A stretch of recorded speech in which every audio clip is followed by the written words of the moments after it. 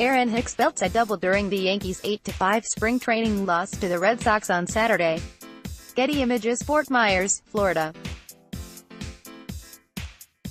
The Yankees won 100 regular season games and finished 8 lengths behind the Red Sox in the AL East last year. Then they got kicked out of the postseason by Boston in the ALDS. And in the ultimate baseball indignity, the Yankees watched their blood rivals win the World Series. So, did the Yankees' additions during an offseason, in which the Red Sox sat out in regard to acquiring players, help close the gap?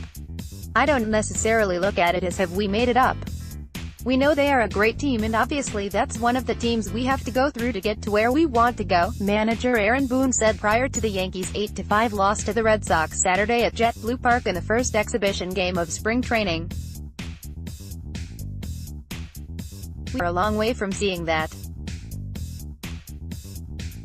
Kind of consumed by with the day, it doesn't go there yet. Brett Gardner on Thursday said it has been disappointing. The Yankees have made no trips to the World Series in the 9 seasons since their last world title.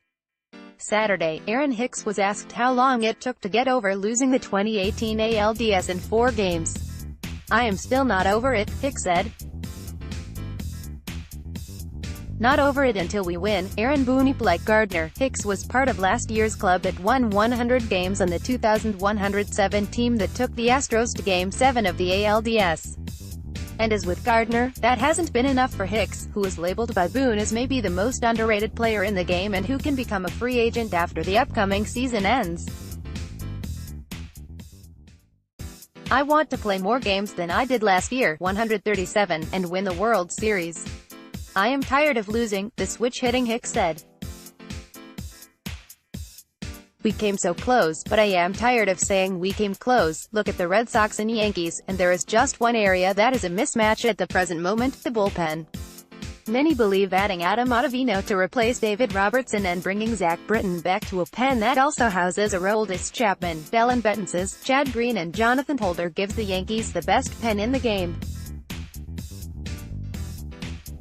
Red Sox's bullpen? Right-hander Joe Kelly left Boston for the Dodgers via a 3-year contract worth $25 million. Closer Craig Kimbrell, 42, saves, remains an unsigned free agent and is extremely unlikely to return to Fenway Park. The Red Sox's late-inning cast of characters includes Tyler Thornburg, Matt Barnes and Ryan Brazier. Though the Yankees figure to have the better bullpen, even if Boston president of baseball operations David Dombrowski acquires some more experienced arms at some point, the Red Sox get the nod in the rotation. Providing Chris Sale's left shoulder is sound, Boston has 3 aces in Sale, David Price and Rick Porcello. Adding DJ LeMahieu to the Yankees lineup should help, and Gary Sanchez isn't going to duplicate the disappointing .188 of a year ago. Led by reigning LMVP Mookie Betts and designated hitter J.D. Martinez, the Red Sox's lineup is a shade better than that of the Yankees. Boone, who joined the Yankees as a player during the 2003 season, when the rivalry was at its zenith, sees a connection with the upcoming year. Those 2003 teams were monsters.